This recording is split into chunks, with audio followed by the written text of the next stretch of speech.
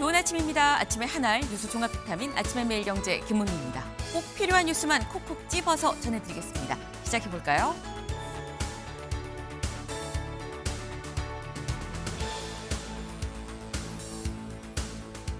매일경제 일면입니다. 특수 고용 노동자를 얘기하죠. 특고, 프리랜서도 다 근로자로 간주하겠습니다. 라고 어제 고용노동부가 밝혔습니다. 이게 대체 무슨 얘기냐? 이 고용노동부가 밝힌 내용 여기 같이 볼까요? 정부, 권리방 노동자 870만 명을 보호하는 이른바 패키지 입법을 5월 1일 이 올해 근로자의 날에 맞춰서 좀 추진을 하겠습니다. 라고 얘기를 했다라는 거죠. 이른바 권리 밖에 있는 노동자, 사각지대에 있는 노동자 870만 명. 어떤 사람이 이 특고 프리랜서다라는 건데 어떻게 보호하겠다는 거야? 라는 거죠. 이런 겁니다. 예를 들어서 배달기사가 민사소송을 걸면 우선 일단 근로자로 추정을 하고 진행을 한다라는 거예요. 지금까지는 만약에 민사를 걸면 이 사람 근로자인지 아닌지를 판단을 하고 그리고 소송이 진행이 됐었는데 그게 아니라 민사소송을 걸면 일단 근로자 추정을 하고 고용자가 근로자가 아니라는 걸 증명을 하도록 하는 근로자가 나 근로자예요 증명이 아니라 고용자가 근로자 아닙니다 라는 걸 증명하도록 요걸 좀 손을 보겠다라는 거예요. 근로자 입장에서 상당히 반가운 소식이죠. 그런데 또 고용자 입장에서는 또 부담이 되는 입법일 수도 있습니다. 기업 측에서 살짝 좀 반발이 있지 않겠나라는 생각도 좀 드네요. 다음 기사 볼까요? 중앙일보입니다. 무인기 침투. 전쟁 개시 행위입니다. 라고 이재명 대통령 어제 국무회의에서 얘기를 했습니다. 뭐라고 얘기를 했느냐? 여기 같이 볼까요? 지금 이 북한의 무인기를 보내는 거는 북한에 총을 쏘는 거랑 같습니다. 그러니까 이거 못하게 해야 됩니다. 라고 얘기를 했다라는 거죠. 라고 이 얘기를 하면서 북한의 무인기 최근에 뭐 30대가 날렸다라는 거. 근데 여기에 정보사 지원을 받았다는 의혹도 있어요라는 취지로 직접 이 대통령도 언급을 했는데 마침 어제 국방부 자문기구가 뭘 내놨느냐. 전작권 전환에 대비해서 합동작전사를 만듭시다. 그리고 이 기회에 드론 작전사는 좀 폐지를 합시다. 라고 제안을 했다라는 거죠. 다 이게 결국 맞닿은 얘기 아니겠느냐라는 말이 나옵니다.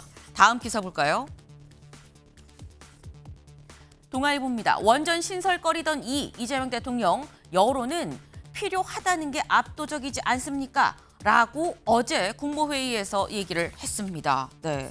지금 이 이재명 대통령 그동안 사실 원전, 태양광 이게 진보 보수의 이념투쟁 정치 투쟁으로 좀 번지는 감이 없잖아 있는데 근데 사실 이 여론은 필요하다는 게 압도적인 것 같아요라고 얘기를 했다라는 거죠. 이 무슨 얘기냐? 최근 기후에너지부가 여론조사를 관련해서 3,000명을 대상으로 해봤는데 과반이 신규 원전에 좀 찬성을 했다고 합니다. 그러니까 이걸 토대로 아마도 이재명 대통령 이 얘기를 한 거 아니겠느냐. 이 얘기인즉슨 이 얘기다라는 거예요. 결국 이거 신규 2기 건설 사실상 찬성한다는 뜻 아니겠느냐라는 얘기가 나옵니다. 다음 기사로 가볼까요? 국민일보입니다. 신천지 2022년 지선 때 지방선거 때 서울시장과 경기지사는 국민의힘으로 라고 투표를 지시한 의혹이 나왔다라는 거죠. 네. 신천지 전 간부의 진술, 이렇게 얘기한 신천지 전 간부의 진술을 합동수사본부가 확보를 했다라는 소식입니다. 이 관련해서 여기 같이 볼까요? 이런 텔레그램을 지금 합수본이 입수를 했다라는 거예요. 보면 여기 이런 내용 나와 있죠. 개신교는 이재명을 믿은 거예요. 근데 이번에 졌잖아요 라고 얘기를 하면서 뭐라고 얘기를 하느냐. 6월 지방선거 얘기를 하면서 서울시장, 경기도지사, 하이픈극구 국. 여기서 말하는 국이 국민의힘을 얘기를 하는 겁니다. 이거 국민의힘 뽑으라고 지시한 거예요 라고 당사자가 전 이신천지 간부가 얘기를 했다라는 거죠. 네. 지금 여의도에서도 신천지 특검 얘기가 계속해서 나오고 있습니다. 관건은 통일교랑 같이 할 거냐 따로 할 거냐 안 할 거냐 여부가 될 건데 요 관련해서 또 어떻게 논의가 이어지는지도 좀 봐야 될 것 같아요. 다음 기사 볼까요? 조선일보입니다. 트럼프의 미친 짓 우리 땅을 빼앗을 순 없다라고 얘기를 누가 했겠습니까? 그린란드에서 지금 이런 얘기가 나오고 있다라는 거예요. 조선일보 기자가 그린란드에 직접 가봤더니 현지 분위기가 이렇더라라는 겁니다. 트럼프가 그린란드에 대한 야욕을 공개적으로 지금 내비친 이후에 오히려 지금 여기 비행기가 보이죠. 사람들 굉장히 지금 걸어 나오고 있습니다. 오히려 그린란드에 사람이 더 많이 모이고 있다. 그래서 이 항공 운항 횟수를 좀 오히려 늘렸다라는 거예요. 전 세계의 이목이 지금 그린란드에 쏠려 있습니다.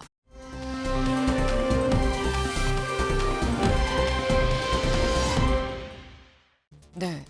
이게 뭐야 싶죠. 뭐 허허벌판인 것 같은데 눈이 왔다는 건가 춥단 얘기 하려나 싶으실 것 같아요. 근데 이게 춥단 얘기 하려는 건 맞긴 맞는데 허허벌판이 아니다라는 거죠. 이게 어디냐? 남한강입니다. 남한강이 온통 다 이렇게 얼어붙어서 허허벌판처럼 보이는 상황이다라는 거예요. 어제 영하 17도까지 내려갔죠. 그러다 보니까 다 이렇게 얼어붙은 건데 오늘은 어제보다 더 춥습니다. 어제는 영하 17도, 오늘은 영하 19도까지도 떨어지고 체감 기온 얘기하면 이 영하 20도 넘게까지도 떨어질 수 있겠죠. 장갑, 모자, 목도리 잘 챙겨 입고 출근길 나서셔야겠다라는 말씀을 좀 드립니다. 아침엔 매일경제 뉴스 종합 비타민 언제나처럼 TV로 좀 크게 보시다가요. 궁금한 점 유튜브 댓글로 남겨주시면 같이 좀 얘기를 해보겠습니다. 첫 번째 키워드 들어가 볼까요?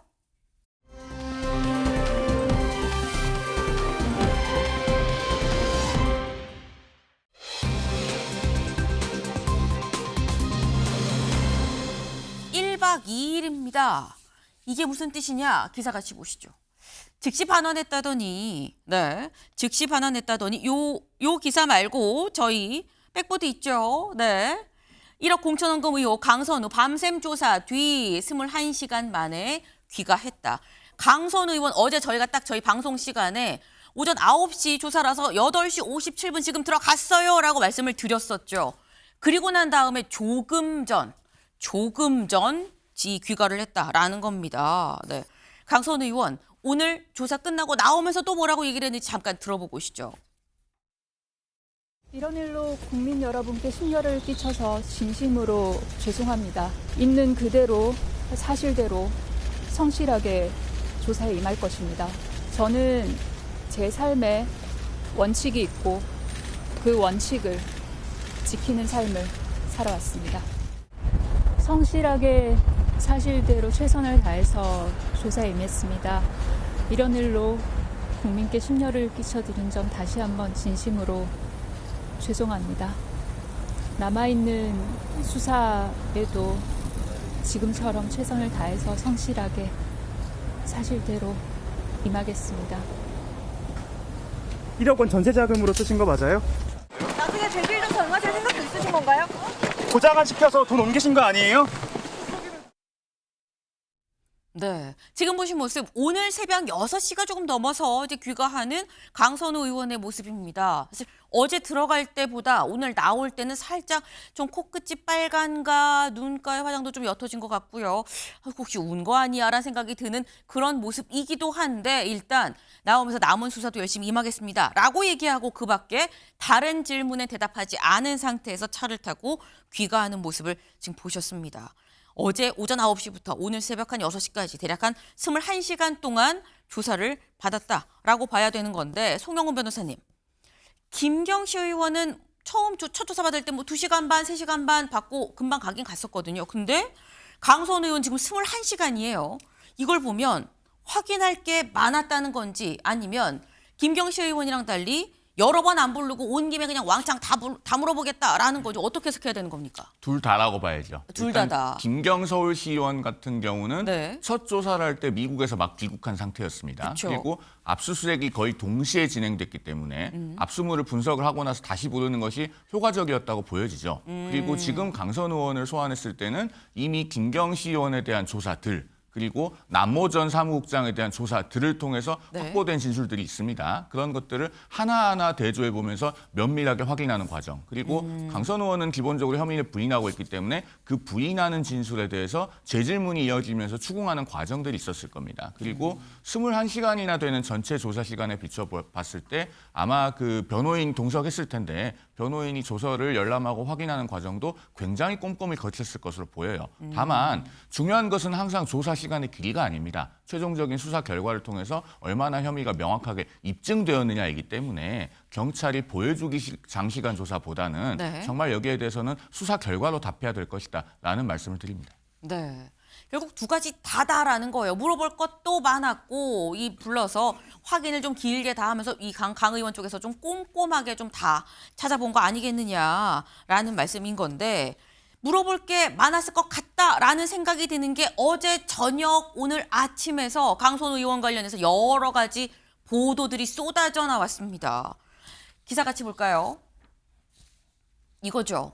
즉시 반환했다더니 강선우, 김경 1억 본인 전세금으로 썼다라는 진술이 나왔습니다. 이게 지금 누가 한 얘기냐? 이 얘기 강선우 의원의 당시 보좌관, 남모 전 보좌관이 얘기를 했다라는 거예요. 같이 보시죠. 네. 지금 이 강선우 의원이 2022년 지방선거를 앞두고 김경 시의원으로부터 받은 이 1억 원 전셋집을 구하는 자금으로 썼고 강 의원이 많이 고마워했어요 라고 남모 보좌관이 얘기를 했다고 김경시 의원이 경찰에서 얘기를 했다라는 거예요. 내가 이 보좌관한테 이렇게 얘기를 들었어요. 이 강선우 의원이 내가 준 돈 전세금으로 썼다고 라고 얘기를 하는 겁니다. 근데 기억하시나요? 김병기 의원과의 녹취는 이렇게 얘기했었거든요. 잠깐 들어보시죠. 어쨌건 그 1억 이렇게 뭐 그 돈을 갖다가 받은 지금 사무국장이 그렇게 보관하고 있었다는 거 아닙니까? 그런 것들이 일반인들이 이해하기는 쉽지 않은 얘기들이거든요. 정말 그냥 아무 생각이 없었던 거죠. 정말. 하여튼 이거 저 돈 돌려주시고요. 됐든 안 됐든 돈 돌려주시고. 제가 어쩌다 이렇게 됐어요. 정말 이런 사람이 진짜 어쩌다 이렇게 됐을까요? 네. 들으셨죠? 김병기 의원이 그때 분명히 돈은 바로 돌려주시고 라고 얘기했고 네 그러면서 우는 목소리까지 지금 저희가 생생하게 들었습니다. 그리고 아까 들으셨죠? 어제 오전 9시에 조사받으러 가면서 뭐라고 했느냐. 저는 제 삶의 원칙이 있고 그 원칙을 지키면서 살아왔습니다. 라고 얘기를 했습니다. 그럼 윤경호 의원님, 삶의 원칙이 돈 받는 건 아닐 테니까 당연히 저희는 그 얘기를 듣고 저는 무고합니다. 억울합니다. 라고 생각을 했는데 지금 이 얘기는 전세 자금으로 썼다는 얘기는 이건 또 무슨 말이냐라는 거죠. 그러니까 저런 것 때문에 21시간 조사가 필요했을 것 같다는 짐작은 되는데 강선우 의원의 얘기는 A부터 G까지, A부터 끝까지 네. 다 지금은 믿을 수 없게 돼버렸잖아요. 삶의 원칙이 있습니다. 원칙대로 살아왔습니다라고 얘기한 사람이 돈을 일단 받은 거, 그 돈을 바로 돌려줬느냐 아니면 뭐 한참 있다 돌려줬느냐. 그다음에 뭐 또 다루겠습니다만 용산의 어느 호텔에서 받을 때 나중에 나가면서 돈은 보좌관한테 뭐 수령을 하도록 이런 세세한 모습들 이거는 21시간 조사에 촘촘히 집어넣어야 대목이겠죠. 중요한 건 저 1억 원이라는 게 분명히 건네졌고 그 1억 원은 어떤 대가성이 분명히 있는 걸로 지금 네. 추정이 되잖아요. 그러니까 현재는 그 보좌관인 남모 씨에게만 적용돼 있는 혐의라고 영장에 돼 있다는 거죠. 네. 정치자금법 위반은 뭐 기본인 거고요. 그다음에 1억 원이 넘으면 특가법상, 특정경제가중처벌법상 뇌물죄도 적용이 되잖아요. 그러니까 단순한 알선수재 이런 게 아니고 이제 그 다음 단계는 강선우 개인의 일탈이냐 아니면 이 당시에 민주당 또는 국민의힘이든 뭐 다른 정치권을 포함해서 지방선거라는 게 치러지면 네. 여전히 이렇게 공천을 대가로 헌금이 이루어지느냐 이렇게 단계적으로 그런 것들이 다 규명이 되어야 되겠죠. 네. 사실 경찰에서 이것저것 물어볼 게 참 많았을 수 있겠다라는 생각이 드는 게 지금 결국 굉장히 구체적으로 전세 자금으로 썼어요라는 얘기가 나왔다는 겁니다. 근데 이 얘기는 이 보좌관을 통해서 내가 들었어요. 강선우 의원 측의 전 보좌관을 얘기하는 거예요. 지금 현재는 아닙니다. 근데 이 보좌관의 얘기를 내가 들었어요라고 김경시 의원이 얘기를 했다라는 건데 사실 이게 또 김경시 의원의 얘기는 또 그럼 다 믿을 수 있는 거냐라고 생각을 할 수가 있죠. 근데 김 의원의 말이 김경시 의원 말이 사실 거짓말일 수도 있는 건데 조선일보 기사 같이 볼까요? 강선우 1억 받고 뭘 이런 걸 다 전세 짓고 하는데 썼나? 라는 거죠. 뭘 이런 걸 다 주세요 라는 얘기를 내가 들었어요 라고 김경시 의원은 얘기를 하고 있다는 거예요. 김경시 의원의 진술을 좀 같이 보겠습니다. 이렇게 얘기를 했다는 거죠. 2021년 12월 서울 용산구 하얏트 호텔 로비의 카페 탁 트인 곳인데 여기서 또 돈을 줬다는 거예요. 근데 여기에서 만남이 끝날 무렵에 1억 원이 든 쇼핑백을 건넸고 그러니까 아유 뭘 이런 걸 다 환한 미소와 함께 어유 뭘 이런 걸 다 주세요라고 얘기를 했다라는 얘기를 합니다. 이게 만나자마자 돈을 줄 수가 없어서 이 쇼핑백을 테이블 아래에 좀 이 한동안 좀 두고 있다가 보좌관이 자리를 비우고 그때 줬어요라고 얘기를 했다라는 거예요. 조현선 변호사님. 이건 또 얘기가 또 굉장히 구체적이긴 하거든요. 일단 진술의 신빙성을 따질 때는 얼마나 진술이 구체적인지 상세한지를 따져보기도 하거든요. 그렇다고 네. 한다면 김경시 의원의 진술이 굉장히 구체적입니다. 그 당시에 그런 상황이라든가 여러 가지 그런 여건들을 구체적으로 설명하고 있는 걸로 봤을 때는 뭐 일견 좀 진술의 신빙성을 좀 담보할 수 있는 게 아닌가라는 뭐 생각이 들 수도 있죠. 네. 이 사건은 근데 그렇지만 셈자 모두가 다른 진술을 하고 있는 부분도 있습니다. 그렇기 때문에 사건의 실체적 진실을 밝히는 데까지는 이후에 진행이 될 대질신문 과정이 반드시 필요해 보이긴 해요. 3자 간의 진술이 엇갈릴 때는 대질신문 과정을 통해서 그 부분을 맞춰볼 필요성이 반드시 있습니다. 우리나라 수사기법상 충분히 할 수가 있는 역량이 있는 부분이고요. 그 과정을 통해서 어떤 부분이 진실인지를 아마 밝혀낼 수 있지 않을까라는 생각이 드는데 그리고 또 저는 이번 강선우 의원에 대한 조사가 뭐 다소 늦은 것이 아니냐라는 이런 일각의 비판이 있었는데 네. 저는 21시간을 조사한 것이 그만큼 수사당국 입장에서는 여러 가지 진술과 증거를 확보한 다음에 강선우 의원에 대한 조사를 진행을 했다라는 측면에서 이것은 지연된 것이 아니라 정확한 수사를 마무리 짓기 위한 그런 과정이었다고 보여지는 것이고요. 뭐 일각에서 이러한 부분들에 대해서 비판하는 시각은 이번 21시간 조사를 통해서 충분히 뭐 무마가 된 게 아닌가라는 생각까지 듭니다. 네. 결국 얘기들이 다 좀 엇갈리고 있기 때문에 여기에 대해서는 좀 대질 조사도 필요한 것 같다라는 말씀을 지금 하셨어요. 그리고 진술의 신빙성은 좀 얼마나 디테일한지 좀 구체적인지 여부에 따라 좀 달라지는데 이걸 보면 좀 구체적이다. 그래서 대질이 필요하다라고 말씀하셨는데 근데 이 진술만 구체적인 게 아니다라는 거죠. 보좌관의 진술도 또 굉장히 구체적입니다. 볼까요? 뭐라고 얘기했느냐. 우리가 셋이 만났다. 그 카페에서. 그런데 그러고 난 다음에 강선우 의원이 호텔 정문에서 차량에 탑승하자. 그러니까 만나고 갈 때 얘기를 하는 것 같아요. 만나고 차량에 탑승하자. 김경시 의원이 쇼핑백을 직접 차에 실으려고 했고 그때 강선우 의원이 이런 건 보좌진 주세요라고 얘기를 해서 그래서 나는 이게 돈인지 뭔지 모르고 쇼핑백을 받아서 차에 실었어요. 그래서 나는 돈을 받았는지 몰랐습니다. 라고 얘기를 하고 있다라는 거예요. 네. 김철현 위원님, 이게 말이 엇갈리죠. 지금 보면 김경시 의원은 만나서 내가 테이블 밑에 뒀다가 만나자마자 줄 수 없으니까 좀 있다가 한동안 좀 이 밑에 놔뒀다가 보좌관이 자리 비우고 내가 직접 강 의원한테 줬다는 얘기로 한 건데 보좌관은 그게 아니고 집에 갈 때 나는 그게 돈인지도 몰랐지만 집에 갈 때 쇼핑백을 보좌관으로 주세요. 그래서 내가 받아서 실은 것뿐이다.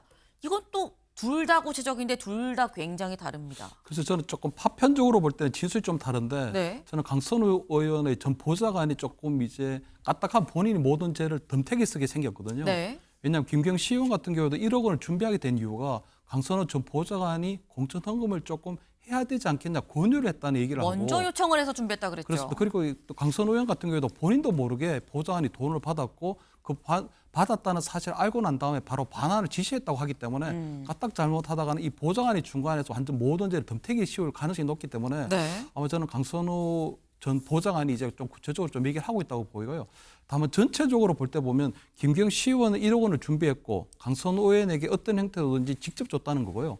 그다음 강선우 전 보좌관 같은 경우에는 처음에는 쇼핑백인데 돈이 들은 줄 몰랐다고 하다가 구체적으로 이게 전세 자금이 섰다고 하는 부분이 있기 때문에 네. 전체적으로 그다음에 그 남모 보좌관 똑같은 진술을 하고 있고 강선우 의원이 결국은 돈을 받았다는 부분으로 되는 부분이 있거든요. 그런데 이 부분에 저는 좀 중요한 게 그때 본인이 저 좀 살려주세요. 그리고 제가 어떻게 하다 이 지경까지 왔는지 모르겠다고 하면서 김병기 그때 공천관리위원회 관사를 만났을 때 김 간사가 분명히 돈부터 돌려주라고 했는데 결국은 강선호 의원이 그 얘기 그 조언을 듣고서도 결국 돈을 돌려주지는 않은 거거든요. 그렇기 때문에 저는 아마 이런 부분에 있어서 아마 굉장히 앞으로도 지금 이 강선호 의원이 아마 지금 이 21시간의 조사를 받았기 때문에 네. 좀 쉽지는 않다고 보이는데 다만 권성동 의원 같은 경우에는 보면 통일부의 윤영호 법무부장으로부터 3천만 원을 받고 난 다음에 바로 체포동의안이 국회 청구가 되고 구속이 됐거든요. 네. 그렇기 때문에 저는 강선호 의원에 대한 조사도 한 21시간 정도를 했고 강선호 전 보좌관이라든가 김경 시의원이 돈을 좀 구체적인 진술을 하고 있기 때문에 저는 아마 오늘이나 내일 정도에는 아마 경찰이 어느 정도 혐의가 다져졌기 때문에 국회 아마 이 체포동의안을 청구하는 그런 절차를 밟게 되지 않을까 뭐 이렇게 예상을 합니다. 지금 21시간의 조사 이후에 결국 강선 의원에 대한 체포동의안이 국회로 넘어오지 않겠냐라는 말씀을 하셨어요. 사실 강선 의원이 경찰 조사에서 뭐라고 얘기했는지는 아직 알려지지 않았죠. 다만 김경시 의원과 이 남모 보좌관 이 두 사람은 먼저 경찰 조사를 받았고 조사에서 이러이러한 얘기를 했어요라는 얘기들이 지금 나오고 있는 겁니다. 다만 두 사람의 얘기가 지금 다르다라는 거죠. 그리고 사실 여기서 보면 이 강선우 의원의 전 보좌관, 남모 보좌관은 되게 억울했었던 것 같아요. 그러면서 동아일보 기사 같이 볼까요? 경찰에서 뭘 얘기했느냐?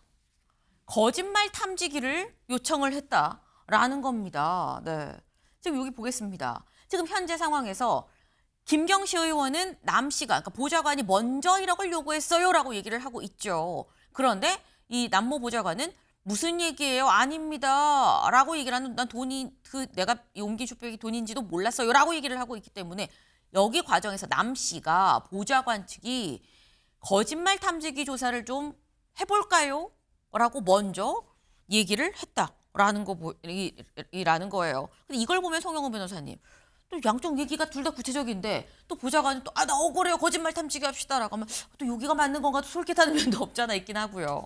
사실 거짓말 탐지기라고 하는 것은 피의자가 동의하지 않으면은 네. 그 조사를 실시할 수는 없습니다. 다만 남모 전 사무국장 쪽에서 거짓말 탐지기라도 쓰게 해달라라고 요청을 했다고 하고 또 대질 조사는 김경시 의원이 거부했다라고 그쵸. 지금 언론 보도에 알려지고 있기 때문에 적어도 현 단계에서는 경찰이 두 사람의 진술 중에서 남모 전 사무국장의 진술에 더 높은 신빙성을 부여할 가능성이 있습니다. 그러니까 김경시 의원의 진술은 우리가 나눠서 봐야 되는 거예요. 네. 본인이 자수를 했는데 그 자수서에 기재된 내용 중에서 본인의 범죄 혐의를 명확하게 뒷받침하는 내용, 그 부분에 대해서는 본인의 형사처벌을 감수하는 것이기 때문에 높은 신빙성을 부여할 수 있습니다. 다만 네. 거기에서 주변적인 진술들, 그러면서 본인에 대한 처벌을 약화시킬 수 있는 내용에 대해서는 액면 그대로 믿기는 곤란한 것이고 교차 검증이 반드시 필요한 것이죠. 그리고 네. 남모 전 사무국장의 진술은 전반적인 신빙성을 검증해 볼 수 있는 수단들이 있습니다. 예를 들면은 그 1억 원이 강선 의원의 전세 자금으로 쓰여졌다고 하는데 네. 1억 원이면 굉장히 큰 돈이기 때문에 보통 우리가 현금으로 전세 자금을 건네진 않습니다. 그쵸. 그래서 언제 강선 의원에게 전달됐는지 그리고 전세금으로 사용이 됐다면은 국회의원은 관보의 재산 내역이 매년 변동 업데이트가 되잖아요. 네. 거기 보면 전세권 신고가 있습니다. 그러면은 실제로 2022년에 전세를 얻은 것이 있는지 이런 것들이 경찰이 쉽게 파악이 가능하거든요. 그러면은 남모 전 사무국장의 진술에 대해서 지금쯤 이미 검증 과정을 거치고 있을 것으로 봅니다. 아하. 아마도 요거는 다 이 돈의 흐름을 보면 요거는 바로바로 밝혀질 수 있는 부분이기 때문에 이걸 봐가면서 누구 말이 진짜인지 아닌지 여부까지 좀 파악할 수 있지 않겠냐라는 말씀이에요. 이걸 전세금으로 쓰고 지금 얘기는 김경시 의원의 진술에 따르면 내가 돈을 돌려받은 건 난 가을쯤에 받았어요. 한 6개월쯤 뒤에 받았어요. 라는 얘기인 거죠. 근데 또 혹자는 조현산 변호사님. 그래요. 김경시 의원 입장에선 돈을 줬지만 돌려받았고 공천도 받긴 받았는데 그럼 공천의 대가라고 돈을 받았으니까 볼 수 없는 거 아니야? 그러면은 죄가 성립 안 하는 거 아니야? 라고 생각하는 분도 있을 수 있거든요. 일단 금원이 1억 원이 넘어갔다는 사실이 명확하게 확인이 되고 이를 강선호 의원이 인지했다라고 확인이 된다고 한다면 네. 뇌물죄 성립에는 크게 문제가 없을 겁니다. 뇌물죄가 성립하는 것은 그 돈을 받은 시점을 중심으로 보는 것이거든요. 그 당시에 김경시 의원이 공천 부적격자로 간주되는 상황 아니었겠습니까? 그럼에도 불구하고 단수 공천을 받게 되었죠. 그리고 그 당시에 강선우 의원이 공관위원이기도 했습니다. 이런 모든 과정에서 강선우 의원이 어떤 역할을 했는지를 한번 따져보면 될 것으로 보여지는 것이고요. 여기에 있어서만큼은 진술이 극명하게 엇갈릴 수밖에 없을 겁니다. 아마 강선우 의원은 이번 21시간 조사 과정에서도 1억 원을 받았다는 사실은 인정을 했겠죠. 이미 녹취록이 공개가 된 상황이기도 하니까. 그럼에도 불구하고 본인은 그러한 사실을 알지 못했다라는 진술을 아마 고수를 했을 가능성이 높습니다. 네. 지금 앞서 뭐 전세 자금으로 사용이 됐다라고 하지만 그 전세 자금의 용처에 대해서도 아마 뭐 반박할 수 있는 그런 소명 자료가 있을 수도 있겠죠. 여러 가지 측면에서는 아마 수사기관 입장에서는 삼자 간의 진술이 굉장히 극명히 엇갈리고 있기 때문에 그 부분을 굉장히 가려내는 그러한 작업이 반드시 필요해 보이는 것으로 보이지 않을까라는 생각이 듭니다. 네, 지금 이 양상 자체가 조목조목 다 지금 진실 게임처럼 지금 흘러가고 있는 상황입니다. 그러다 보니까 더더욱 경찰이 수사로 밝혀야 될 부분들이 굉장히 많다라는 생각이 좀 드네요. 다음 키워드로 넘어가 볼까요?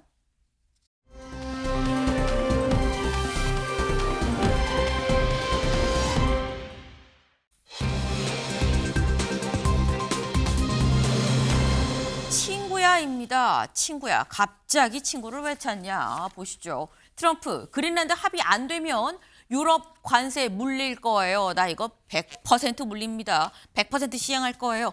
라고 얘기를 했다라는 거죠. 트럼프 대통령, 지금 유럽 8개 나라가 이 미국이 트럼프를 사는 혹은 갖는 이 그린란드에 대한 야욕에 대해서 공개적으로 반대를 하고 지금 나선 상황이죠. 그래서 뭐라고 얘기했느냐?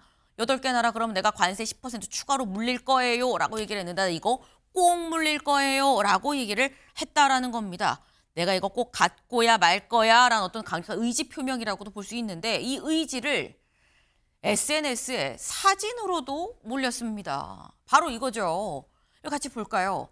트럼프 대통령 성조기를 지금 들고 있죠. 뭐 미국 대통령이 미국 성조기. 그런데 요게 뭐라고 써져 있느냐. 그린란드라고 써져 있죠. 그리고 미국 영토 언제부터?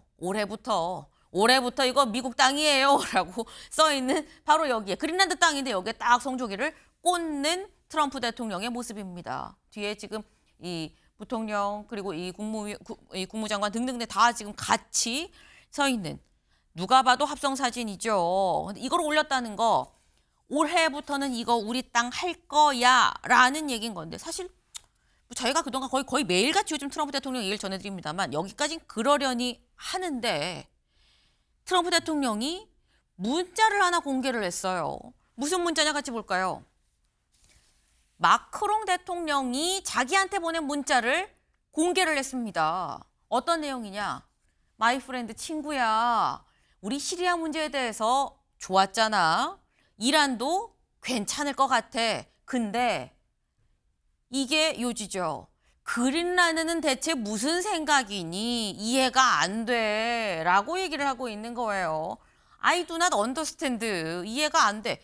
너 무슨 생각이니? 라고 얘기를 했다라는 거죠. 여기 친구야라고 불렀죠. 이 친구야. 혹시 기억하시나요? UN 총회 때 마크롱 대통령이 아무렇지 않게 트럼프 대통령한테 전화도 하긴 했었습니다. 잠깐 보시죠. Sorry, I'm president. I'm really sorry. It's just that everything's in frozen right now. There's a motorcade coming right. That's why. I'm sorry. How are you? Guess what? I'm waiting the street because everything is frozen for you. 친구는 맞는 것 같아요. 근데 이거 보면은 윤경호 위원님, 야 너 때문에 지금 네가 다 막아서 지금 차 막히잖아라고 즉석으로 전화를 하는 그런 모습도. 근데 문자를 지금 마크롱 대통령이 트럼프 대통령한테 보낸 거거든요. 근데 이걸 보내고 마크롱 대통령이 공개한 게 아니라 트럼프 대통령이 이 문자를 공개를 했어요. 이건 무슨 의미입니까? 나 아주 진지해. 이제 트럼프는 이런 입장이죠. 홍준표 시장 얘기처럼 뭐 걔가 지어도 기차는 간다 뭐 이런 의미입니까? 그럴 수도 있겠지만 저 유엔 총회 장소에서 네. 마크롱이 트럼프에게 전화했을 때는 야, 나 너 때문에 지금 길 막혀서 네. 내 길을 어떻게 막을 수 있어 이런 얘기잖아요. 그러니까 저런 거는 정말 친구들끼리 할 수 있는 얘기예요. 네. 그런데 그린란드 문제에 대해서는 마크롱 입장에서 보면 이거 국제관계인데 이거 점점 트럼프가 처음에는 장난스럽게 하는 얘기인 줄 알았는데 아니네. 이런 의미 아니에요? 그걸 트럼프는 아니야 나 굉장히 진지해 라고 지금 어떻게 보면 전 세계에 이걸 공개를 했다고 할까요? 이런 식으로 둘이서 얘기할 사안 아니야, 나 진지해 이 얘기라는 거죠. 그게 바로 지금 8개국을 딱 집어서 관세, 물론 10%라는 거는 EU와의 미국과의 관세는 품목별로 뭐 달리 다 협상 대상입니다. 네. 그러나 이 8개국에 대해서는 딱 집어서 관세를 때리겠다 이 말은 이 8개국은 그린란드의 방어를 위해서 공동 방어를 위해서 병력을 파견한 나라 이렇게까지 구체화해 놨잖아요. 그러니까 저는 베네수엘라의 마두로를 직접 병력을 보내서 제거했을 때는 마약과의 전쟁 명분이 있었잖아요. 그런데 다음 타겟 얘기했을 때 그린란드라고 했던 거를 이렇게까지 트럼프가 직접 당장 그리고 거침없이 이렇게 할 거라는 거 이게 참 설마 했는데 지금 트럼프에게는 전 세계 사람들에게 이 정말 제정신이야? 정말 설마? 이런 것들이 지금 통하지 않는 거라서 네.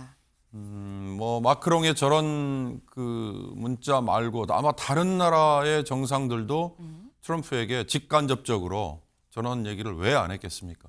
그러나 지금 이런 것들이 통하지 않고 있다. 네. 저는 오늘 아침에 어느 컬럼 중에 눈에 번뜩 뜨이는 게 있더라고요. 트럼프가 작년 8월에 우리나라에 방문했었잖아요. 네. 그때 캠프 험프리 지금 평택의 미군 기지 네. 그걸 둘러보고 나서 야 이거 우리 땅으로 가져가야 돼라는 얘기를 했다는 저는 그 기사를 보고 이게 대서양 동맹 깨지는 거 태평양 동맹 이거 공과 영원히 갈 수 있는 거 아니다. 정말 국제 정치는 냉엄하구나라는 생각해봤습니다. 네. 자칫 우리 평택 땅도 뺏기는 거 아니야라는 말씀을 들으면서 또 아차 거기도 있었네라는 생각이 좀 들긴 들어요. 네. 근데 지금 이 마크롱 대통령이 트럼프 대통령한테 나름 본인은 이 잘 좀 풀어보자라는 취지로 이런 문자를 보낸 것 같죠. 근데 지금 이제 마크롱 대통령이 어떤 상황이냐면 트럼프 대통령 지금 전 세계 여기저기에 다 걸쳐져 있죠. 가자 지구에 대해서도 걸쳐 있으면 가자 지구에 대해서 평화위원회를 미국이 주축이 돼서 좀 만들겠다라고 얘기를 하면서 다 들어오세요. 회원으로 들어오세요라고 얘기를 하는데 뭐 상임위원을 하려면 뭐 10억 달러를 내야 되고 뭐 또 돈을 또 내야 된대요. 그런데도 들어와라라고 얘기를 하니까 마크롱 대통령 나는 안 들어갑니다라고 얘기를 하고 있는데 여기에 대해서 이 트럼프 대통령 이렇게 얘기를 했다라는 거예요. 잠깐 들어보고 오시죠. Well, nobody wants him because he's going to be out of office very soon. So, that's all right. What I'll do is if they feel like Costo, I'll put a 200% tariff on his wines and champagnes, and he'll join. 반대해? 그래? 그러든지. 근데 관세 200%야. 라고 얘기를 지금 하고 있는 거예요. 이게 김철현 위원님. 그러니까 트럼프 대통령의 무기가 관세인 건 알았지만 이 무기도 너무 전천후로 사용하는 감이 없잖아 있다라는 생각이 좀 듭니다. 근데 어쨌든 그동안 이 관세를 부과하게 되면 대부분의 나라들이 이 트럼프의 의도대로 다 따라와 줬거든요. 그렇기 때문에 아마 이번에도 마찬가지로 가자 지구에 여러 가지 평화 전략을 구상하려고 그러면 돈이 많이 들어가는데 이 부분에서 미국뿐만 아니고 나머지 유럽에 있는 강대국들도 그 부분에서는 일정한 부담을 하라는 부분이 있는 걸로 보이고요. 네. 다만 저는 이 그린란드 같은 경우에는 보면 계속적으로 군사적 옵션도 쓸 수 있는 것처럼 얘기를 하고 있거든요. 그쵸. 최근에 베네수엘라에 가서 그 마두로 대통령도 어떤 그런 식으로 했기 때문에. 근데 사실 여기는 이 덴마크가 아무래도 유럽의 나토를 중심으로 하고 있기 때문에 군사적 옵션을 쓰기는 좀 쉽지는 않아 보이거든요. 다만 아마 트럼프가 계속적으로 이렇게 그린란드를 얘기하고 있는 거는 두 가지인데 첫 번째는 뭐냐면 무조건 노벨 평화상이거든요. 지금 트럼프 대통령의 마지막 남은 소원 하나는 무조건 노벨 평화상인데 얼마 전에도 보면 작년 노벨 평화상 수상자였던 베네수엘라의 그 마차도 그 이 수상자가 이 결국은 본인의 노벨 평화상 받은 것을 이 트럼프 대통령에게 갖다 주고 양도를 해버렸거든요. 그러면서 지금 트럼프 대통령 같은 경우는 덴마크하고 가까운 노르웨이에서 노르웨이 노벨위원회에서 올해에는 반드시 나를 노벨 평화상으로 좀 해줬으면 좋겠다. 그렇기 때문에 저는 일단 그린란드 문제를 푸는 데 있어서 첫 번째는 노벨위원회에서 빨리 이 트럼프 대통령에 대해서 올해 이제 노벨 평화상을 주는 거를 사전 예고라도 하는 것이 좀 낫지 않을까. 첫 번째는 그런 게고요.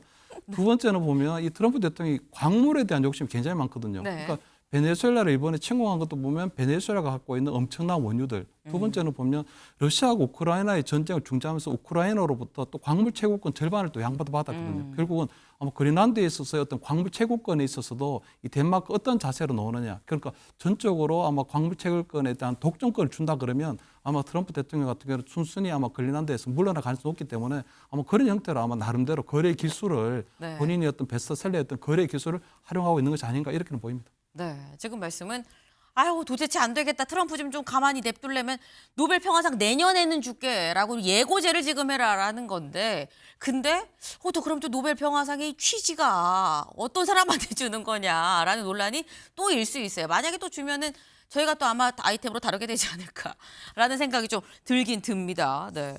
근데 지금 뭐라고 얘기하느냐 마크롱한테 너 그러면 내가 프랑스산 와인 샴페인이 200% 물릴 거야라고 얘기를 하죠.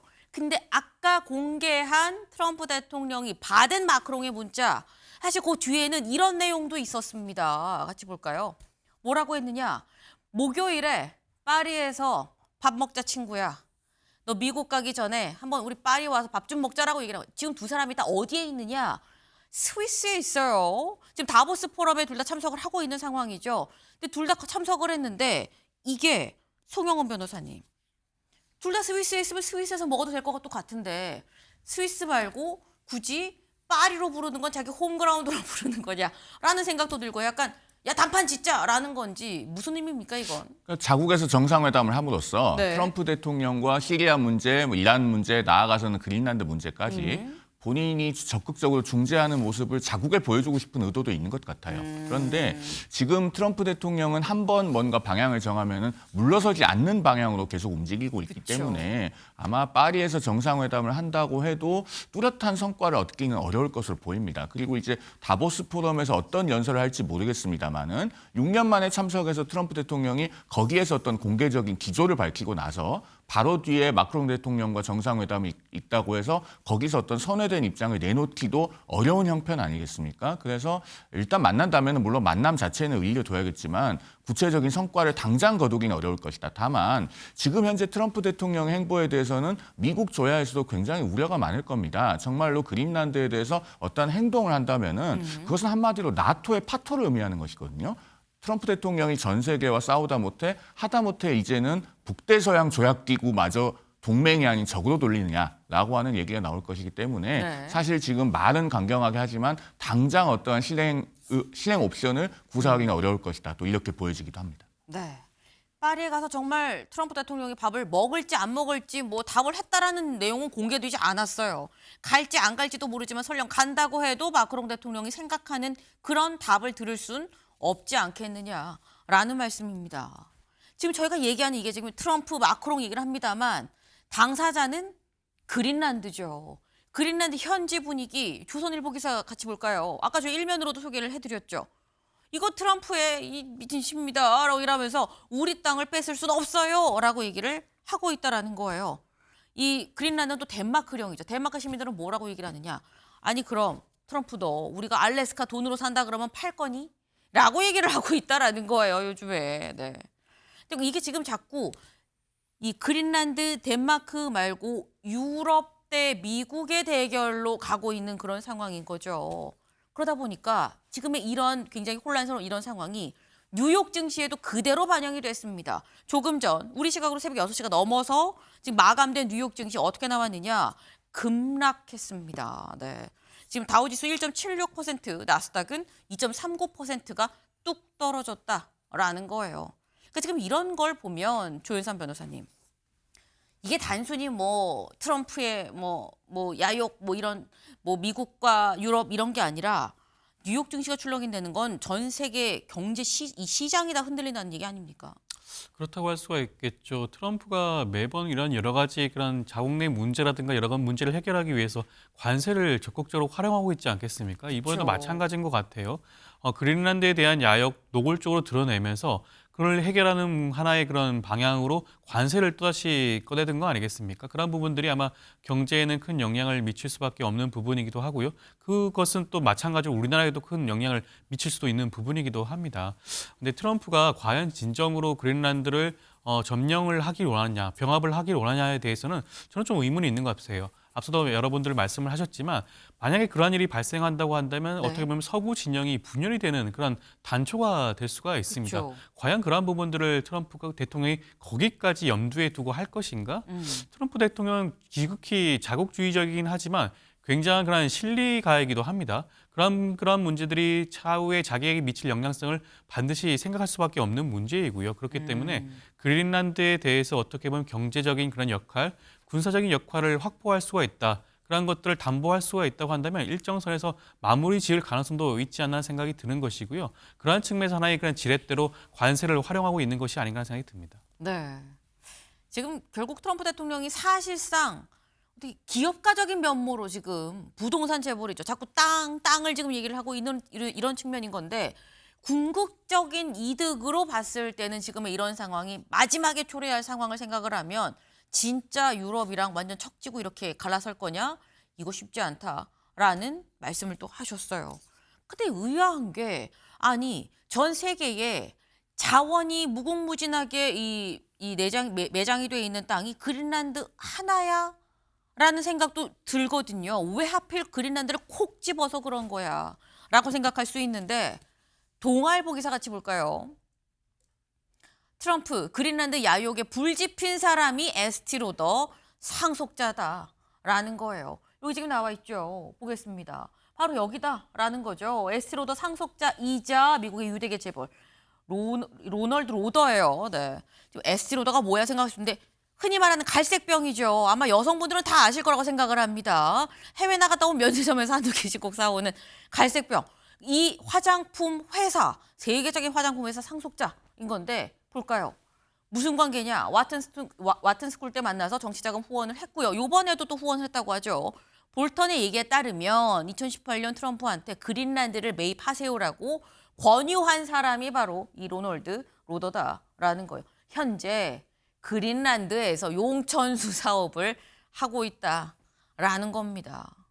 근데 이 정도라고 하면 김철현 위원님, 우리가 지금 그린란드에 대해서 트럼프 자체에 뭐라고 얘기하지 말고 여기에 로널드 로더한테 그거 사실 아니라고 얘기 좀 한마디 해주세요라고 얘기하면 또 혹하지 않을까라는 생각도 살짝 들어요. 그래서 그런데 벌써 일단 그린란드에 대해서 꽂혔거든요. 지금 이 이미 꽂혔고 네. 본인이 보면 어쨌든 투자로서의 가치도 충분하다고 생각하고 있는 것 같고요. 네. 트럼프 대통령 같은 경우는 부동산 재벌이기 때문에 부동산에 대한 굉장히 선고안이 굉장히 좋다고 볼 수 있거든요.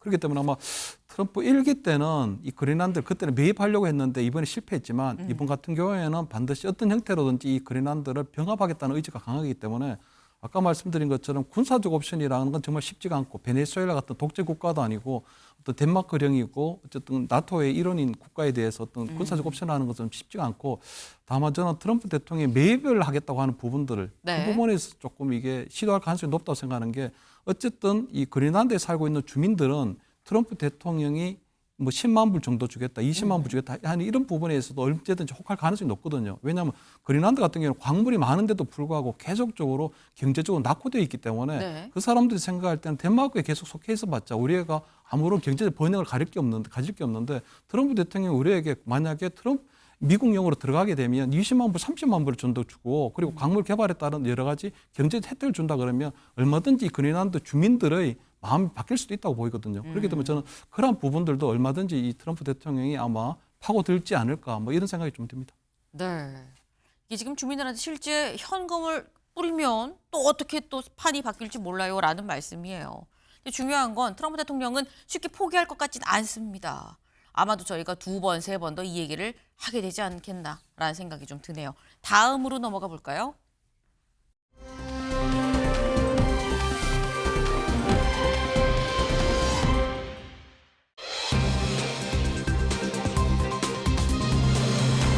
출구 전략입니다. 기사같이 보시죠. 장동혁 승부수 통했나? 유승민도 소장파도 달려왔다.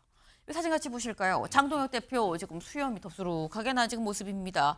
약간 기운이 빠져 보이긴 하는데 이 앞에 있는 사람 유승민 전 의원이죠. 유승민 전 의원 단식 중인 장 대표를 직접 찾아왔습니다. 직접 영상을 확인해 보실까요?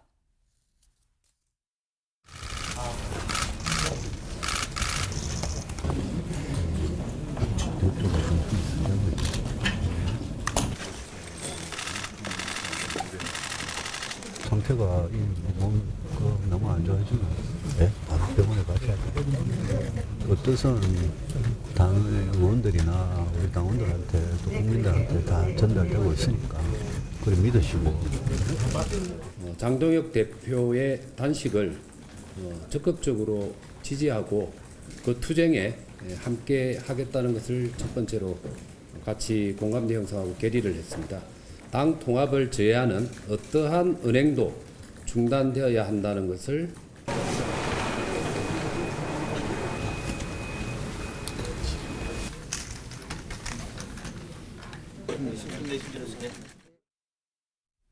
네, 지금 유승민 전 의원 그리고 당내 소장파 대안과 미래 의원들도 직접 찾아와서 이 방문을 하고 그리고 또 어제 성명도 같이 냈죠. 뜻을 함께한다라고 얘기를 하면 성명도 같이 냈는데 이걸 보면 윤경호 위원님 지금 장동혁 대표의 경우 사실 어떻게 보면은 이 피지컬한 이 신체적인 이런 부분은 굉장히 좀 어찌 좀 꺼져간다라고 볼 수 있지만 정치적으로는 오히려 또 불꽃이 또 타오르는 것 같은 느낌도 살짝 들고요.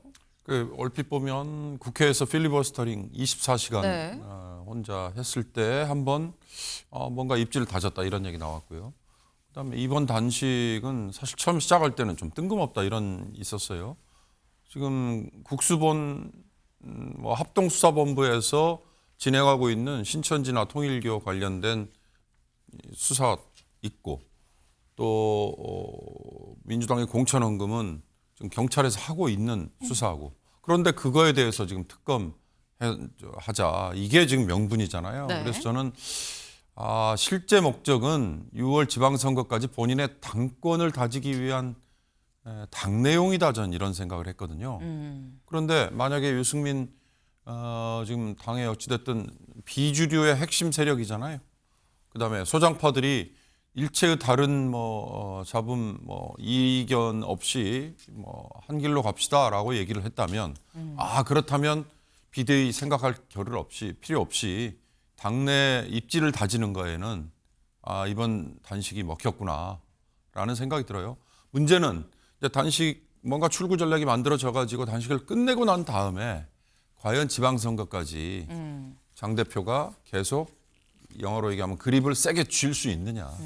그거는 또 별개 문제 아닌가 싶은데 네. 그에 대해서 입지를 다졌다면 일단 단식의 51%는 성공한 셈이다라는 생각이 드네요. 네. 대내용입니다. 네.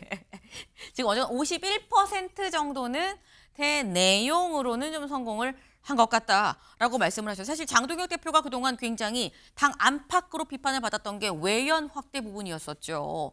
자꾸 안으로만 들어가는 거 아니냐. 외연을 좀 확대해야 되는 거 아니겠느냐라는 비판을 받았는데 그러면서 나왔었던 게 외연 확대 대상들이 사실 오세훈 시장 그리고 유승민 전 의원 그리고 이준석 개혁신당 대표 등등이 있었죠. 근데 지금 보면 오세훈 시장은 거의 바로 방문을 했고요.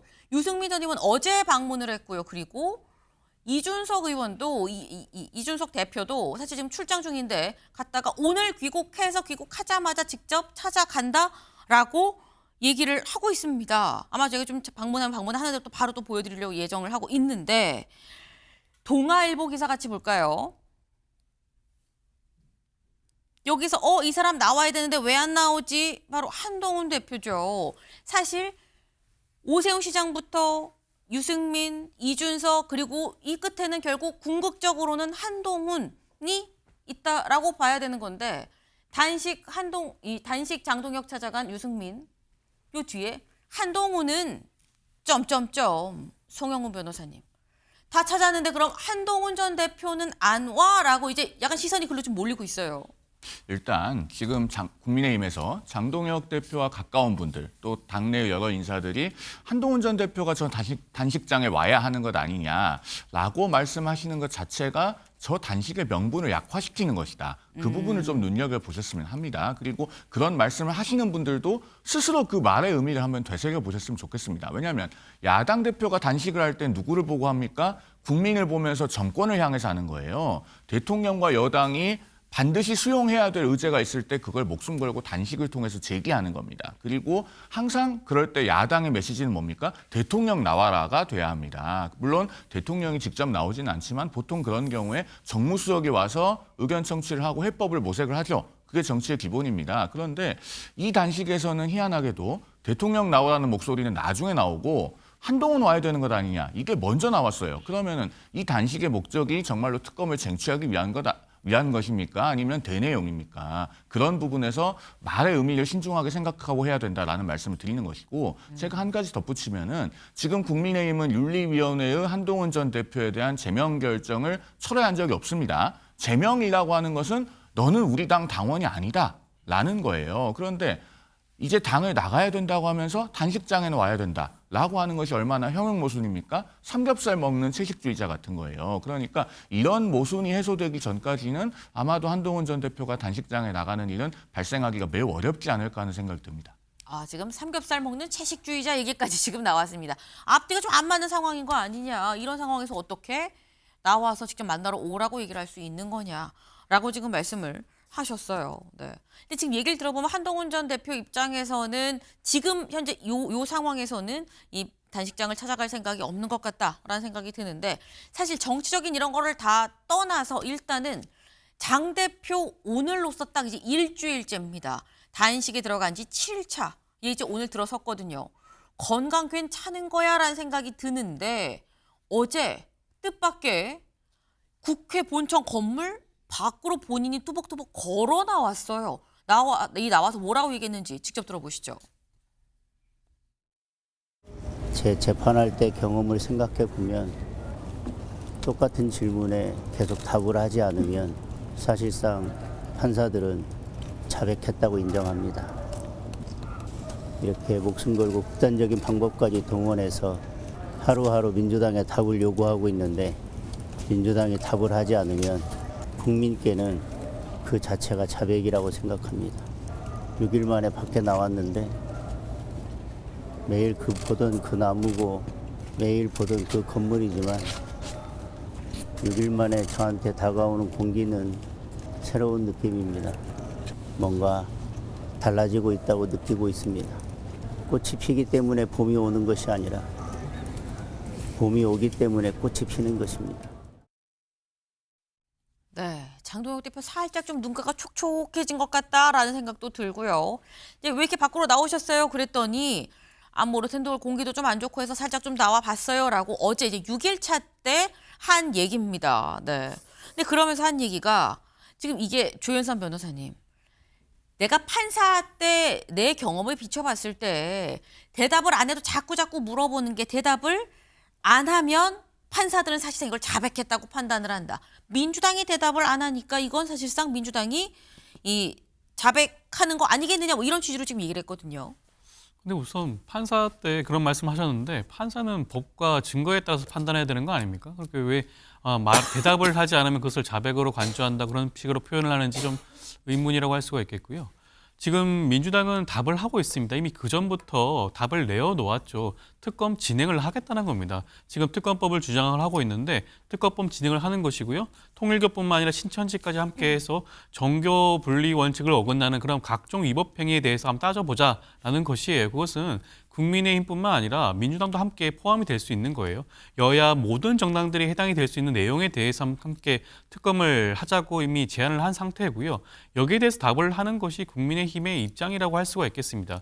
그럼에도 불구하고 오히려 뺄셈의 그런 특검을 하자는 거예요. 신천지를 제외하고 통일교에 대해서만 하자라고 하는 것 자체가 어떻게 보면 국민들 입장에서 납득이 되지 않는 것이죠. 보통은 특검을 받아주세요라고 하면서 하는 것이 단식 투쟁일 수 있습니다. 그런데 이미 정부 여당은 특검을 하겠다고 받아들이고 있어요. 그럼에도 불구하고 그 범위에 대해서 따지는 것 자체가 굉장히 이번 단식 투쟁이 납득할 수 없는 이유가 아닌가 생각이 드는 것이고요. 앞서도 계속 여러분들이 얘기를 하셨지만 그렇기 때문에 이러한 시기와 명분이 없다라는 것입니다. 지금 장동혁 대표의 입장에서는 대내적으로 심야, 심야의 제명 조치를 취하지 않았겠습니까? 물론 장동혁 대표가 결정한 부분은 아니라고 하더라도 윤리 심판 단계에서 그런 부분들의 결정이 나왔고 그렇다고 한다면 그런 부분들에 대해서 국민의힘 내부에서 여러 가지 갈등을 봉합하기 위한 그런 정치적인 결정이 아닌가라는 생각을 할 수밖에 없는 부분이에요. 그렇다고 한다면 지금 뭐 보수 진영 입장에서야 당대표가 일단은 단식을 하고 있으니 그럼 어떻게 보면 측은 지심을 통해서라도 찾아가 볼 수밖에 없겠죠. 그런 걸 통해 가지고 보수를 재결집을 요구한다, 노리고 있다. 그런 어떻게 보면 짧은 그런 정치적인 그런 단견이 아닌가 생각이 들 수밖에 없는 것이고요. 하루빨리 단식을 풀어야 됩니다. 다시 나와서 대화의 장으로 나와서 이런 여러 가지 논의의 장에 나와야지만이 야당 대표로서의 그런 국민들이 기대할 수 있는 그런 모습이 아닌가 싶습니다. 네. 지금 이 장동혁 대표가 얘기하는 것 자체가 좀 이 사리에 맞지 않는 내용이다라는 취지로 지금 말씀하셨는데 장동혁 대표는 아까 얘기하면 살짝 좀 눈시울이 붉어지면서 뭐라고 얘기하느냐. 지금 꽃이 펴서 봄이 오는 게 아니라 봄이 와서 꽃이 피는 겁니다라고 얘기를 했죠. 연일 꽃 얘기를 계속하고 있습니다. 어제 올린 이 글이에요. 매일같이 며칠차, 5일차, 6일차 하면서 이제 글을 올리고 있는데 뭐라고 했느냐. 빨간 하트로 장미의 어깨를 살짝 받쳐주었습니다. 이제 입까지 생생해졌어요. 신나서 물도 더 선물했습니다. 지지자들이, 당원들이 내 어깨를 받치고 있습니다. 국민들이 나에게 물을 선물을 합니다. 봄이 오는 소리가 들립니다. 민심의 봄입니다. 라고 얘기를 했습니다. 이걸 보면 김철현 위원님, 나는 장미, 이 꽃을 받쳐주는 건 뭐 민심이 오느냐는 봄이 온다는 거. 이 얘기인즉슨 장동혁 대표는 지금 단식을 하면서 민심이 우리한테 쏠리고 있음을 나는 느껴요라는 얘기인 것 같거든요. 그러면 제가 충분히 이제 야당의 어떤 뭐 이제 이 대표로서의 어떤 단식을 통해 가지고 본인이 이제 야당 지도자로서 이제 아우라도 조금 만들어가는 걸로 보이거든요. 어쨌든 이번에 보면 이제 통일교 특검이라고 하는 부분들이 어느 정도 민주당에서도 뭐 통일교하고 신천지 특검을 함께 하자는 그런 제안이 있었기 때문에 좀 뜬금없는 거 아니냐. 이게 국민적 여론을 받치기엔 조금 힘들지 않냐 하지만 본인 나름대로 이 특검에 대한 어떤 여론을 한계한 부분은 분명히 있는 거거든요. 물론 또 당내적으로도 보면 한동훈 전 대표에 대한 제명 처분이 있었기 때문에 당내적인 반발도 있었고 그런 부분들이 있기 때문에 아마 그 부분을 본인이 어떤 이 단식을 통해서 조금 나름대로 무마시키는 부분들도 분명히 있는 거거든요. 다만 저는 이 한동훈 전 대표가 조금 이 부분에 좀 전향적인 입장을 취해야 된다고 보이는 게 한동훈 전 대표 같은 경우는 사실 하기 싫은 일은 목에 칼이 들어와도 안 하는 스타일은 맞는 거거든요. 과거에도 보면 윤석열 전 대통령과의 어떤 유난 갈등이 시작된 이유도 보면 김건희 여사가 총선 당시에 3번 정도의 문자를 보냈는데 그것을 본인이 다 일십하고 난 이후에 사태가 급속도로 악화된 부분이 있었거든요. 그렇게도 저는 한동훈 전 대표가 본인이 하기 싫은 일이고 특히 이번에 제명이라고 하는 본인과 관련된 문제가 있기 때문에 장동혁 대표를 찾아가는 것이 제명에 대해서 마치 하지 말아달라는 정치적 구걸로 하는 걸로 본인이 인식할 수도 있고 또는 본인이 찾아간다고 하더라도 제명 처분을 취소할 것도 아닌데 내가 뭐하러 가나 아무런 실리가 없는데 이렇게 생각할 수도 있지만 지금 안 간 사람은 한동훈 전 대표 하나만 남았거든요. 그렇게 여러 가지 그럼에도 불구하고 한동훈 전 대표 그래도 인간적 도리로는 찾아가야 된다고 보이거든요. 물론 장동혁 대표가 주장하고 있는 부분들이 여러 가지로 좀 다르기도 하지만 인간적인 도리를 찾아가지 않으면 저는 한동훈 전 대표가 앞으로 정치 행보를 하게 될 텐데 실질적으로 제명이 이루어진다고 하더라도 본인 나름대로의 정치적 행보를 하게 될 텐데 이게 굉장히 아마 본인에게 아마 꼬리표가 달리는 정말 어떤 사람이 단식을 하면서 목숨 건 단식을 하는데 거기 한번 찾아가지도 않느냐 하는 그런 어떤 굉장히 나쁜 상황도 만들 수도 있다고 보이기 때문에 저는 한동훈 전 대표가 여러 가지 정치적 여건을 고려할 게 아니라 인간적인 도리 차원에서라도 한번 찾아가는 것이 본인에게도 좋지 않을까 이런 생각을 드립니다. 알겠습니다. 지금 얘기가 하다가 다시 또 한동훈 전 대표 얘기로 또 다시 또 돌아갔어요. 일단 한동훈 전 대표가 좀 그래도 인간적인 도리로 가는 게 낫지 않겠느냐. 또 어떻게 보면 민심이 나한테 쏠리고 있어요 라고 장동혁 대표 얘기를 하는데 이 쏠리는 민심에 한동훈 전 대표가 오지 않으면 오히려 한 전 대표한테 또 오히려 마이너스일 수도 있다라는 취지로 얘기를 하시는 걸로 좀 이해를 합니다. 하지만 과연 갈 것이냐. 아까 얘기를 들어보면 또 안 갈 것 같다라는 생각이 지금 드는데 장동혁 대표 저희가 좀 건강 얘기를 지금 하고 있었죠. 괜찮은 거야. 근데 로텐동을 막 밖으로 이렇게 걸어 나와서 또 얘기도 좀 하고요. 기자라고 눈도 좀 마주칩니다. 그리고 유튜브에도 출연을 했어요. 잠깐 보고 오실까요? 두통도 있고 여러 가지 수치가 안 좋긴 한데 지금 이런 거대 여당의 폭정에 맞서서 할 수 있는 게 많지 않은 것 같습니다. 1시간이라도 1분이라도 1초라도 국민들께 더 호소 드릴 수 있다면 제가 쓰러질 때까지라도 할 수 있었으면 좋겠습니다. 나는 목숨 걸고 하는 거예요. 쓰러질 때까지 해보겠습니다라고 지금 취지로 얘기를 하죠. 그래서 이렇게 유튜브까지 다 나왔습니다만 오후에도 그냥 급속도로 이 상황이 좀 안 좋아졌던 것 같아요. 보면 여기 같이 볼까요?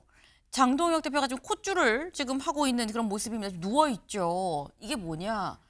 국민의힘에서 뭐라고 알려왔느냐? 오후부터 산소 포화도가 위험 수치 이하로 낮아져서 의료진이 지금 긴급 이송을 권고를 했는데 본인의 거부 의사로 의료용 산소 발생기를 활용을 해서 일단 긴급 조치 누워서 그냥 산소 이 콧줄을 한 상태로 그냥 버티고 있습니다라고 얘기를 했다라는 거죠. 이게 사실 건강이라는 게 단식이 하루 3끼 안 먹고 완전 단식한 상태에서 이틀, 3일만 넘어가도 굉장히 힘든데 지금 일주일째입니다. 일주일째다 보니까 상황이 좋아질 수가 없죠. 안 좋아지면 안 좋아졌지. 근데 이 상황이 윤경호 위원님, 이제는 출구 전략을 좀 모색을 해야 되는 거 아니야? 라는 얘기가 나와요. 아까 조현상 변호사의 답변 중에 언급 중에 아니 특검 하자는 거예요라고 이미 민주당은 입장이 그러니까 출구 전략을 어떻게 과연 할 수 있을까? 그래서 저는 장동혁 대표의 이번 단식이 무엇을 위한 거지라는 게 처음부터 드는 의문이었어요. 그래서 제 개인적으로는 이건 대내용이구나. 당내에 뭔가 당권을 더 장악하기 위한 언제까지? 이번 지방선거에 공천권을 확실하게 행사할 수 있을 때까지. 왜? 그동안의 비주류들이 여러 가지 장동혁 대표를 흔들고 또 비대위 체제로 갈 수도 있고 그랬는데 지금은 출구 전략을 오히려 청와대 정무수석이 와서 뭔가 내놓으세요. 그 얘기는 뭐예요? 이재명 대통령이 뭔가 내놓으세요. 이 말이잖아요. 그러니까 이게 뭔가 좀 엇박자 상황이에요. 지금 국민이 보면 장동혁 대표가 단식이라는 극한 투쟁을 왜 하지? 과거에 야당 대표 또는 야당 지도자의 단식 투쟁이라는 게 나와서 어떤 물꼬를 텄는가 이걸 생각해 보면 지금 장동혁 대표의 저거는 출구 전략이 단순히 정무수석이 와가지고 그래요 뭐 요구하시는 거 하겠습니다 이걸로 과연 될 수 있을까? 그거는 그냥 말잔치에 불과한 거 아닌가라는 생각이 들어서 저는 출구 전략이 결코 아니라고 봅니다. 그건. 네, 출구 전략을 지금 논의를 해야 되는데 오늘 오후에 사실 홍익표 신임 정무수석이 국회를 올 예정이라고 하죠. 국민의힘 지도부를 만날 예정이라고 합니다만 하지만 지금 현재 이 장동혁 대표에 대해서는 찾아갈지 여부가 이 확정이 된 상태가 아니에요. 오늘 오후에 국회를 오는 홍익표 수석으로 인해서 출구가 좀 보일지 안 보일지 여부까지도 오늘 좀 지켜볼 대목이다라는 생각이 좀 듭니다.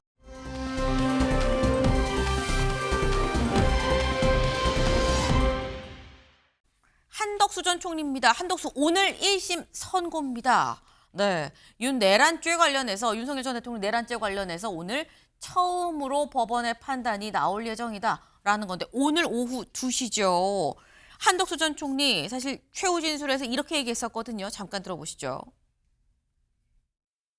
국무총리였던 피고인이 국민들을 위해서 어떠한 조치를 취했습니까? 그 전체적인 계획에 대해서 저는 전혀 알지를 못했습니다. 국무위원들로 하여금 좀 더 확실한 자기의 의견도 얘기하고 그렇게 하도록 또 요청도 하고. 제가 질문드린 건 그런 내용이 아니고 무장한 군인들이 출동을 했고요. 그런 상황에서 어떤 구체적인 조치를 취했는지 묻는 겁니다. 계속 기다리고만 있었던 겁니까? 아니 좀 빨리 할 수 있었으면 좋았겠는데요. 그게 결국 못한 겁니다. 안 된 겁니다.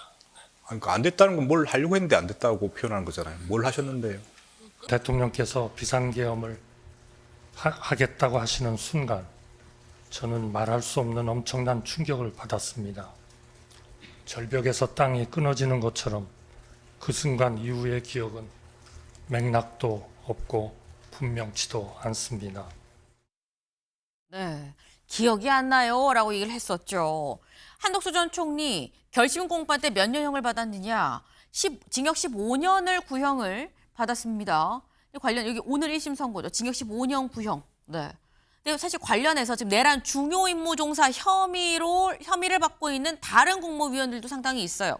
다들 보면 무기징역, 징역 15년, 그리고 박성진 전 법무부 장관은 이제 아직 재판이 이제 시작이 안 돼, 본격 재판에 들어가지 않은 그런 상태인 건데, 송영훈 변호사님. 한덕수 전 총리는 오늘 선고가 어떻게 나올까요? 일단 지금 한 전 총리에 대한 혐의는 두 종류로 둘 중에 하나를 택일을 할 수 있도록 되어 있죠. 그러니까 내란 우두머리 방조, 부작위에 의한 방조가 있고 네. 혹은 자기에 의한 내란 중요 임무 종사가 있는데 네. 전자의 우두머리 방조는 법리적으로 성립하기가 매우 어렵습니다. 왜냐하면은 형법은 87조에서 내란죄를 그 가담의 정도에 따라서 등급을 정확하게 나눠놓고 있습니다. 우두머리, 주요 임무 종사, 네. 부하 수행 이런 것들이 있죠. 우두머리를 도우면은 그게 바로 주요 임무 종사예요. 그러니까 내란은 종사자들 내부 간에서는 내부자들끼리는 별도로 방조범이 성립하지 않는다고 형법 주석서에도 그렇게 풀이하고 있습니다. 외부자가 자금을 제공한다든가 이런 네. 경우는 방조범이 될 수 있어도 내부자의 방조범은 없어요. 그렇기 때문에 특검이 다소 법리적으로 무리하게 구성한 점이 있고 그래서 공소장 변경을 권고해서 그 내란 중요 임무 종사 혐의가 추가된 겁니다. 이 부분에 대해서는 이제 법원의 구체적인 판단이 있을 걸로 보이고 그래서 오늘 포인트는 크게 세 가지입니다. 첫째, 계엄의 법적 성격에 대해서 법원이 내놓는 형사적인 최초의 판단. 네. 그리고 한덕수 전 총리가 주요 임무 종사자로 인정을 받는가. 그다음 마지막 세 번째가 양형이겠죠. 이 순서대로 아마 오늘 2시부터 선고 생중계를 지켜보시면 이해가 쉽지 않을까 하는 생각이 듭니다. 그래서 다시 한번 짧게 여쭤봅니다. 몇 년형 예상하십니까? 양형에 대해서는 쉽게 예단하기가 어렵습니다. 왜냐하면 나머지 관련 인물들이 굉장히 많은데 한덕수 전 총리는 직접적으로 물리적인 조치에 종사하진 않았습니다. 네. 다만 직접적으로 군을 움직인 국방장관이라든가 사령관 출신들이 있고 그다음에 단전단수 지시를 했다고 알려져 있는 이상민 전 행안부 장관 같은 인물이 있고 이들과의 양형의 균형을 봐야 되기 때문에 사실 한덕수 전 총리 한 명만 놓고 예단하기는 쉽지 않은 상황이다 이렇게 보여집니다. 그럼 혹시 유죄 판단이 나온다고 한다면 법정 구속 지금 불구속 상태에서 지금 재판을 받고 있거든요. 법정 구속 가능성은 어떻게 보세요? 한덕수 전 총리가 1949년생이죠. 네. 지금 현재 만으로 76세입니다. 그래서 어지간한 양형으로는 법정 구속 쉽지 않지만 중형이 선고된다면 그 형의 무거움에 비춰볼 때는 법정 구속 가능성이 상당히 존재한다. 그렇게 보여집니다. 네. 지금 포인트를 잘 짚어주셨죠. 일단 이번에 이 내란죄 관련된 첫 번째 법원의 판단이고 그리고 이게 중형이 나온다고 그러면 여기에 대해서 법정 구속도 되는지 여부까지도 어떻게 보면 하나의 또 포인트가 될 수 있습니다. 오늘 오후 2시 어떤 판단이 나올지 좀 지켜봐야 될 것 같네요. 저희가 준비한 소식 오늘 여기까지입니다. 오늘도 좋은 하루 보내세요.